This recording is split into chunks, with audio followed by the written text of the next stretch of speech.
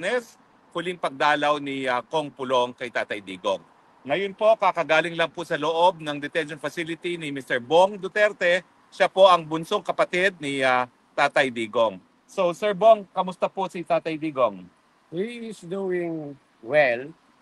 Medyo malungkot lang because he cannot kwan yung sa outside world talaga ano nangyayari. So I have to brief him about the election, the outcome ng election, both the local and the national.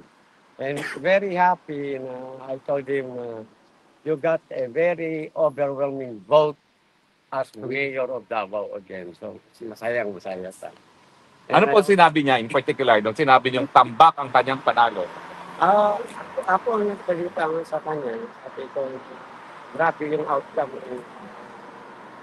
yung number of votes mo kaysa yung performance, alam mo.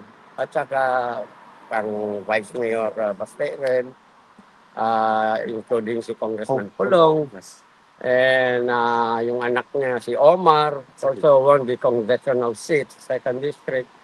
And of course, Congressman Ungab won sa 3rd District. Ano pong sinabi niya? Yung sinabi niyong overwhelming ang victory? Nakasmile. Nakasmile. Ngayon, yung ano po, yung 5 na pumasok na inendurso natin para senador, ano pong sabi niya? Medyo doon na kuhan siya kasi sa senator, sabi ko kasi may mga twist na natutuan, iba na nag-support sa kuhan. Pero sabi ko, overall, do not worry because I think naman, ang support din nila kay VP Sara. So, O yung pinasabi ko po sa kanya na safe na sa impeachment si VP Sara doon sa 6 na sigurado nating kakampi at 6 pa na pagpipilian pa dahil ang kailangan na lang natin 2 para hindi na matanggal si VP Sara. Yeah, well, I think para din sa ating with the overall nangyari sa national alos natanggal yung mga alam mo na yung sa Congress. Mga buisit, mga Hawad Committee. So I think yung mga opposition ng iba, I think they will think about time. Kung ano yung noon, it cannot go that way. So there's a big chance na ang support with Sara. Nasabi niyo ba ho na yung abante na nagpapanggap na anak ng Diyos ay natalo? Nasabi niyo sa kanya na natalo si Abante? Ano sabi niya? Kinuto ko kay PRRD lang, sabi ko, lahat yung mga yung hinarap mo sa Quadcom, sabi ko walang lumusot. Sabi niya, ganun ba? Tawa siya ng tawa. So high spirit siya dahil doon sa resulta ng eleksyon. Oo. Ngayon, ano pong mga request niya kung meron man? Okay, ang sabi niya sa akin, paglapas ko daw. Again and again, would like to thank all those who supported him, moral support, all yung lahat na dito na, because I told him na merong mga tao sa park, nagkakontrol. Sabi niya, ganun pa. Sabi niya, parang from the bottom of his heart, talagang papasalamat sa buong nagsusuporta sa kanya, not only ito sa park, worldwide, pati sa Pilipinas. At ang sinabi lang niya, hindi niya makakalimutan ito. Parang utang na loob niya sa mga. Napansin ko po, hindi yung daladalang labada niya. Naglalabad na ba siya on his own? Kinuhaan ko sabi ko sa guard na nagbabantay, sabi ko, I'm here to get his laundry, pero parang sinabi mo lang, laundry. So, hindi na ako nag-insist. Pero ayaw mong maglaba no? Ganon. Pero, ayan, he's okay. High spirit ka. Sir, can we ask question as well? Yes, now, please, Sir, questions. Is Mayor Duterte aware na nananalo talaga yung dear friend niya na now Senator Attorney Rodante Marcoleta? Yeah. Yes, I give him all the, because hindi na natin masabi na, kasi hindi pa ito official. But I told him na yung, as you know, the counting went, more or less ganito na lumusot. So, in a way, masaya. Masaya talaga. Lalo na sa Davao na lahat ng kuwan niya lumusot. Walang kabila. Tapos sir, ilang months mo nang hindi nakita si former president? Ako, Yes po. since pagpunta nila sa Hong Kong, Okay. Mga, kasi was suspected to from Hong Kong, yes, to fly back to Davao. okay. Sir, can we also ask what your feelings were nung nakita mo for the first time, si PRRD, ay Mayor Duterte? Mayor na talaga siya ngayon. Yes. Kuwan siya, I mean, you know, he is a little bit detached kasi nga, as I said, you know, wala siyang kuwan sa outside world. So, kailangan pag nanyan, you know, whoever will be sinong susunod, we have to brief him ano nangyayari sa outside world. Kasi sinabi ko, pwede ka ba may cellphone? Sabi ko, pwede kita bilhin. Bawal. So, Talaga. wala, isolated siya. But yet, kung kwentuhan mo na siya, magkuhan mo. How about you, sir, personally? Meron ka bang special emotions or feelings na nung nakita mo siya? Ako? Of course, yeah. Pero, you know, ang kaso na, we will leave it to the lawyer. Sir, masaya naman si tatay sa good news na yung ano mo, sir. Mga good news na hinatid mo today. Masaya si tatay. Oo, masaya. Nagkapos dito, sir. Pagkita nga niya sa akin, Inasahan ka ba niya? Nasabi ba ni Kong Pulong na kayong papalit? yeah. Actually, before pa, nagkwento na kami ng Pulong. Kasi nga, because, you know, the election. So, they have to go back, you know. So, pag-usapan na for the meantime, na busy sila sa nila. So, it's my time to watch over him. So, siguro, kung whoever comes here na, si Pulong ba, o si Sara, o sino sa mga anak na, ako naman. Oo. Meron ba kayong estimated time na pagbalik nyo sa Pilipinas or estimated na may papalit sa inyo rito? Antayin namin sino mga anak na papalit. And then from there, kasi nandito na lang man din kami sa Netherlands, balita ko, malapit lang ang Belgium, malapit lang ang Germany. So, kung sino yung papalit, sasabihin ko, bago kami umuwi, papasa na lang. Yes. Meron pong malawakang pagtitipon ng mga Pilipino. Una-una, may marcha po dito sa Dahig sa 17 Aha. at meron pong pagtitipon sa 24 at inaayos yung selebrasyon para sa birthday ni VP Sara sa 31, no? Sana po nandun kayo manguna doon sa Oh, mga yeah, marcha. I'm still gonna be here. 17, 24, 31. Lahat po tayo, sama-sama po tayo dyan. In fact, I mentioned that to him na magkakaroon ng rally. Kung nga, sabi ko nga, alam mo ba, araw-araw, nag-uwisita sa'yo dito, iba-ibang lugar. Doon talaga sa harapan, sabi ko, naguguluhan ng kuhan, kaya pinalipat kami. Katawan. Sinabi nyo ni King San, walang nag-iwan sa kanya, palaging may tao rito. Yeah. Oo. And it's very grateful talaga. Yung health naman niya, sir, okay. Meron ba siyang special request na dati kasi pagkain, meron ba siyang binanggit na pagkain ngayon? Yeah, yun lang ang kinuha ko. Sabi ko, any food that you would like, or kwan. Pero now yung words is not living. Bawal eh.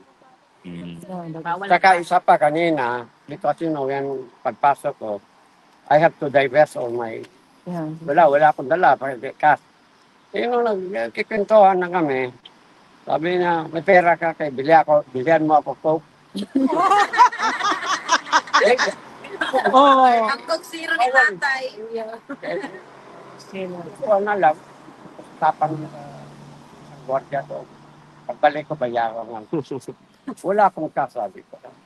So, nung nakausap kong gwardiya, sabi, paano yan? You know, ang mga pan dyan, wala silang cash. Kagaya nyo, si Juan, nag-request ng Coke, wala akong cash. Sabi niya, next time, can bring a credit card. So, anong request niya? Meron mga vending machines. Ako na. Meron naman po vending machine. Iwanan nyo na ng credit card, turuan nyo paano gamitin para makabibigay sa... Bawal din. Bawal din. Doon sa visiting area. Maraming restriction. Okay. Kailan po susunod yung bisita uli? I'll be back here Friday. Friday. So abangan po namin ang balita uli sa Same Friday. time. Pero meanwhile Kasi po, I cannot, hindi ako pwede mag-dicta kung kailan ako visit. Yeah. Sila Sa facility nila, policy nila. So, yun, twice a week ako pwede.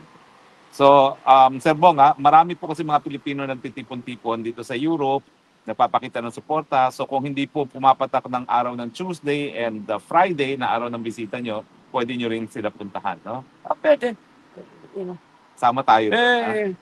Kung ano yung supportan ninyo kang PRRD, of course, nandito din ako. Ay, salamat, sir. Well, May we katanungan are pa? our family, very grateful. May katanungan pa? Sir, magtawag dito sir sa, di ba, di ka allowed to call ang pamilya ni tatay, di na? Before, allowed man. Video call? Video call? I don't know, probably ang, Si BP lang. ang arrangement niyan with the lawyer. Si BP Pero lang. kami wala talaga. Okay. Palakad nga ako doon, pati jacket, nanginginig ko. Pangit. Sir, okay na yung biyahe, sir, ha? Kararating niyo lang po eh. Yakin nga lang. Opo, okay lang po kayo, walang jet lag. Wala pa. Wala pa. By the way, sir, welcome sa Netherlands. Mamaya. Mamayang gabi. Welcome po sa mag-weather. Mainit to, pero malamig pa rin. Any more questions? Salamat. Okay, thank you po. On Friday muli. Okay. Yeah. You'll be here Friday. Same time block. So sa 17 po 17, 24, and 31. Okay. Thank you po. Congratulations ko sa kanya. Video? A picture. O, sa mga gustong magpa-picture. Magpapapicture muna po. Group picture tayo lahat muna. Group picture. Group picture. Group picture ka. May bagong dating. Bagong dating po. Group picture. Naka-live ako. Ano yung cellphone? Ay, wow. Comment down below. Comment down below. Sama na kayo. Sama na kayo para marami tayo. Ano yung pictures ako? Sa mga kaibigan kasama po natin yung kapatid ni former President Rodrigo Roa Duterte, Siya dito. si Sir Bong. Gusto mo na, Ben? Digong.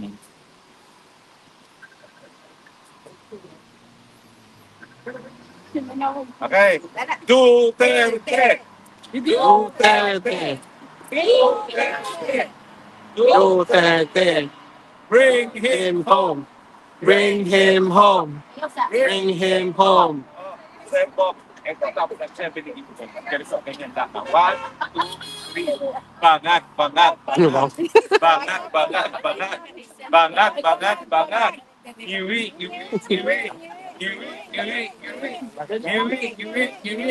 Button.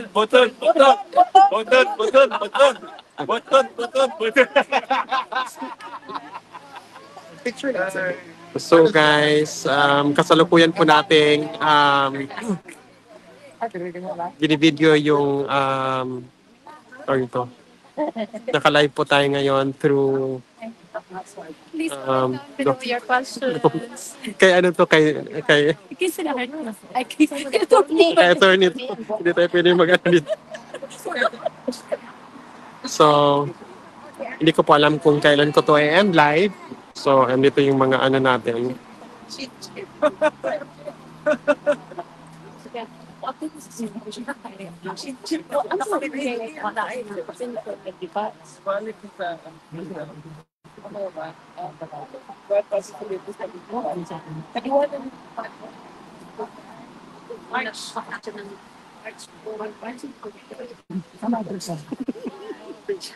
Signal ko sa hard.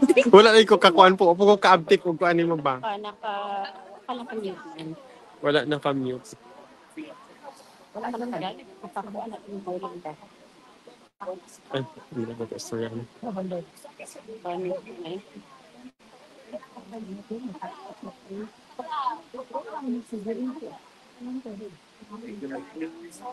Ako mag-doctor. Nagkahulipalong kay Damo. Naka-live ka pa Yan rin. po ha. Yan po ang latest kay Tatay Digong. Summary po. Okay naman po ang Tatay Digong. Sa kauna-unang pagkakataon, nalaman po niya na nanalo siya ng tambak bilang alkalde. na yung kanyang anak na si Kong Pulong ay re-elected, yung kanyang anak is now vice mayor, at yung kanyang apo is also congressman. At tuwan-tuwa po siya sa pagkapanalo, nagpapasalamat po siya sa lahat ng mga taga Davao. At bagamat he would have wanted the results doon sa Duterte to be better, happy na rin po siya dahil napag-alaman naman po niya na ligtas na sa impeachment itong si VP Sara Duterte. No? Sasama po si Bong Duterte, si Sir Bong, sa lahat ng pagpupulong ng mga Pilipino. Lahat po kayo dyan, kung kayo nasa Europe, kung kayo planong bumisita, 17 po, may marcha tayo, alas 11 na umaga, magsisimula po yan sa ICC, papunta po tayo ng park. Sa 24 po, meron tayong pagtitipon sa park din, at saka 31, inaayos po ang detalye ng birthday celebration ni Inday Sara Duterte. Meanwhile, ang pangako po ng lahat ng Pilipino from all walks of life, walang iwanan, araw-araw po narito sa Duterte Park at narito naman po tayo habang narito ang mga nagsusuporta kay Tatay Digong. So hanggang sa... o nga pala po, as an additional update from The Hague, naghain po ang mga abogado ni Tatay Digong ng panibagong motion to disqualify or to inhibit yung dalawang judges from Africa and from Latin America dahil sila nga po ay nagdesisyon ng nauna na dapat ipatuloy ang preliminary investigation. Ang ibig sabihin, meron na silang prejudgment dun sa na merong jurisdiction ng hukuman. Kaya pinapadisqualify po ng ating mga abogado, ng abogado ni Tatay Digong, itong dalawang witness na ito. Iba pa po ito dun sa naunang nabasura na dapat din gusto mag-disqualify. Kasi yung una-unang nabasura na ng korte ay nakabase sa provision ng ICC Rome Statute na applicable lang kapag nagkakaroon ng voluntary inhibition ng mga judges. Ito po ngayon, ang inhibition ay nanggagaling sa partido mismo, sa akusado at sa mga abogado ng akusado. So wala pa pong decision dyan ng hukuman, yan po yung nasumite at 12 ng Mayo, kung hindi po ako nagkakamali. No? At inaantay po natin ang magiging desisyon ng korte. Maraming salamat po. That's the latest from The Hague. Spokes Harry Roque reporting live from The Hague saying, "We love you Philippines. God bless the Philippines."